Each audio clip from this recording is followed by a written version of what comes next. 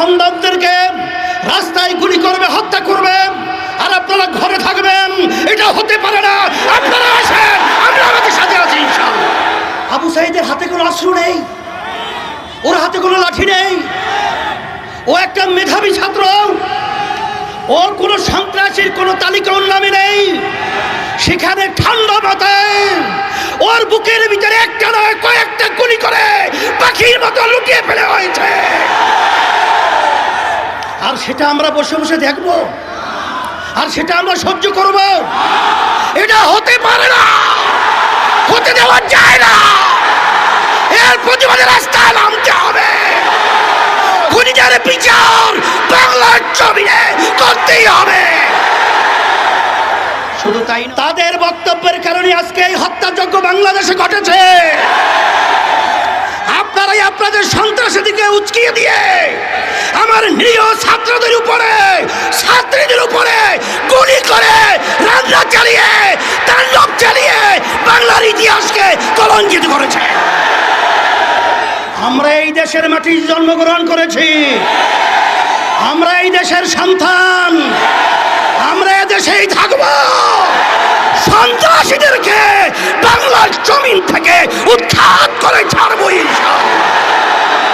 হকের সকলকে আহ্বান করব, আসেন আজকে বুদ্ধিজীবী, শিক্ষাজীবী, রাজনৈতিক যত পেশার নেশা যারা আমরা বাংলাদেশে বসবাস করি, আমরা এই অন্যায়ের বিরুদ্ধে, এই অন্যায়ের হত্যার প্রতিবাদে, এই জালিমদের বিরুদ্ধে একসঙ্গে যদি ঝাঁপিয়ে পড়ি, ওরা বাংলার জমিনে থাকার সুযোগ পাবে না ইনশাআল্লাহ।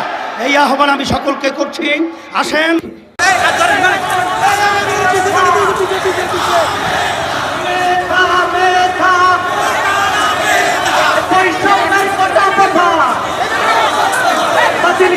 করতে হবে বৈষম্যের কথা বাতিল করো, করতে হবে বৈষম্যের কথা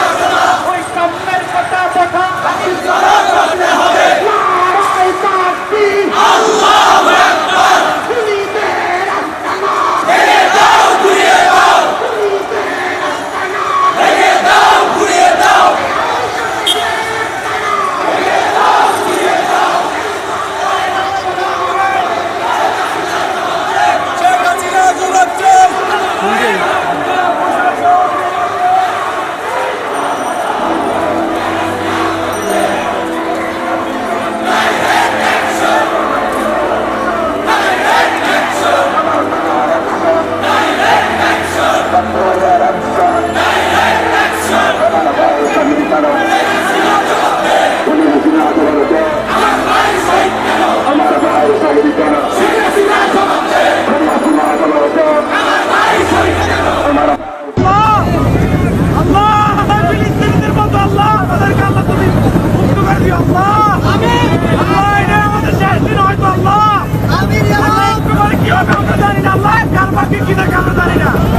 আমরা আমাদের শেষ রক্তবিন্দু পর্যন্ত দিয়ে লড়বো। আল্লাহ, আল্লাহ তুমি আমাদের সবাইকে মাফ করে দিও। আল্লাহ, আজকে আমরা যারা শহীদ হবো, আল্লাহ আমাদের সবাইকে বেহেশতের নসিব করবে। আল্লাহ, আল্লাহ, আল্লাহ তুমি আমাদের সবাইকে মাফ করে দিও। আল্লাহ,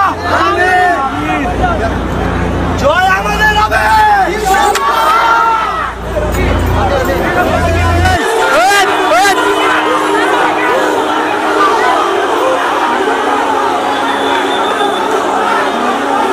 সম্মানিত দর্শক, দেখেন ইসলামী আন্দোলনের নেতা কর্মীরা পুলিশ প্রশাসন দেখে ভুয়া ভুয়া স্লোগান দিয়ে তাদেরকে ঘৃণা জানাচ্ছেন।